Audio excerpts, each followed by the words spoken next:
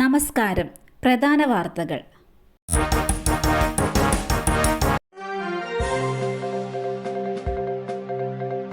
ലൈംഗിക അതിക്രമ കേസ്.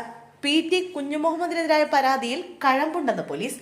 ലൈംഗിക അതിക്രമ കേസിൽ പ്രതിയായ ചലച്ചിത്ര സംവിധായകൻ പി.ടി. കുഞ്ഞുമുഹമ്മദിനെതിരെ പോലീസ് അന്വേഷണ റിപ്പോർട്ട് കോടതിയിൽ നൽകി. പരാതിയിൽ കഴമ്പുണ്ടെന്നാണ് പോലീസ് അന്വേഷണ റിപ്പോർട്ടിൽ പറയുന്നത്. മൊഴിയിൽ പറയുന്ന സമയം കുഞ്ഞുമുഹമ്മദ് ഹോട്ടലിലുണ്ട്. ഇതിന് CCTV ദൃശ്യങ്ങൾ തെളിവാണെന്നും പോലീസ് പറയുന്നു. കേസിൽ പി.ടി. കുഞ്ഞുമുഹമ്മദിന്റെ മുൻകൂർ ജാമ്യാപേക്ഷ പരിഗണിക്കവെയാണ് തിരുവനന്തപുരം സെഷൻസ് കോടതിയിൽ പോലീസിനോട് റിപ്പോർട്ട് തേടിയത്. വനിതാ ചലച്ചിത്ര പ്രവർത്തകയാണ് മുൻ MLA കൂടിയായ പി.ടി. കുഞ്ഞുമുഹമ്മദിനെതിരെ പരാതി നൽകിയത്. പാനൂരിലെ വടിവാൾ ആക്രമണം. 5 CPM പ്രവർത്തകർ അറസ്റ്റിൽ. പാറാട് സ്വദേശികളായ അമൽ, ശ്രീജു, ജീവൻ, റെനീഷ്, സച്ചിൻ എന്നിവരാണ് പിടിയിലായത്. കോടതിയിൽ ഹാജരാക്കിയ പ്രതികളെ റിമാൻഡ് ചെയ്തു. രാമന്തളിയിൽ ഗാന്ധി പ്രതിമ തകർത്ത സംഭവത്തിലും പയ്യന്നൂരിൽ UDF ഓഫീസിന് നേരെ അക്രമം നടത്തിയ സംഭവത്തിലും പ്രതികളെ പിടികൂടിയിട്ടില്ല. CCTV ദൃശ്യങ്ങൾ കേന്ദ്രീകരിച്ച് അന്വേഷണം തുടരുന്നതായി പയ്യന്നൂർ പോലീസ് പറഞ്ഞു.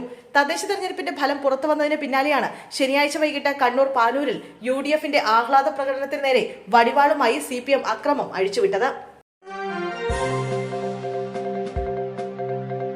ദിലീപ് ശബരിമലയിൽ 18ാം പടി ചവിട്ടാതെ സ്റ്റാഫ് ഗേറ്റ് വഴി ദർശനം നടത്തി. നടിയെ ആക്രമിച്ച കേസിൽ കോടതി കുറ്റവിമുക്തനാക്കിയ ശേഷമുള്ള ആദ്യ ശബരിമല ദർശനമായിരുന്നു. പുലർച്ചെയോടെ സന്നിധാനത്തെത്തിയ ദിലീപ് ദർശനത്തിന് ശേഷം പ്രത്യേക വഴിപാടുകളും നടത്തി. 10 മണിയോടെ വീണ്ടും ദർശനത്തിനായി എത്തി. കഴിഞ്ഞ തീർത്ഥാടന കാലത്ത് ദിലീപ് ശബരിമലയിൽ ദർശനത്തിനെത്തിയത് വിവാദമായിരുന്നു. ഭക്തർക്ക് ബുദ്ധിമുട്ടുണ്ടാക്കുന്ന രീതിയിൽ ദർശനം നടത്തിയതിൽ ഹൈക്കോടതി ഇടപെടുകയും ചെയ്തു. ഇതിനുശേഷം ശബരിമലയിൽ സെലിബ്രിറ്റികൾക്കുള്ള പോലീസ് സുരക്ഷയിൽ അയവ് വരുത്തിയിരുന്നു. ഇന്ന് ദർശനത്തിനെത്തിയ ദിലീപിന് 2 പോലീസ് ഉദ്യോഗസ്ഥർ മാത്രമാണ് സുരക്ഷയൊരുക്കിയത്. ദർശനം പൂർത്തിയാക്കി ഉച്ചയോടെ ദിലീപ് മടങ്ങിയേക്കുമെന്നാണ് വിവരം.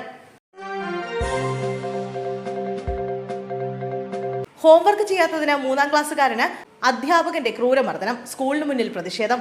ചാത്തനാംകുളം MSM ഹയർ സെക്കൻഡറി സ്കൂളിലെ മലയാളാധ്യാപകനാണ് മർദ്ദിച്ചത്. വിദ്യാർത്ഥിയുടെ രക്ഷിതാക്കൾ പോലീസിൽ പരാതി നൽകി. ഡിസംബർ 11 വ്യാഴാഴ്ച ഉച്ചയോടെയാണ് സംഭവം. കുട്ടി ശാരീരിക ബുദ്ധിമുട്ട് പ്രകടിപ്പിച്ചതിനെ തുടർന്ന് മാതാപിതാക്കൾ അന്വേഷിച്ചപ്പോഴാണ് മർദ്ദന വിവരം പുറത്തറിയുന്നത്. സ്കൂളിന് മുന്നിൽ SFI, KSU, MSF പ്രവർത്തകർ പ്രതിഷേധിച്ചു. കുളിപ്പിക്കുന്നതിനിടെയാണ് സംഭവം കണ്ടത്. ആശുപത്രിയിൽ പോയി പിൻഭാഗത്ത് നല്ല അടി കിട്ടിയിട്ടുണ്ട്. അവന് ബാത്റൂമിൽ പോലും പോകാൻ പറ്റുന്നില്ല.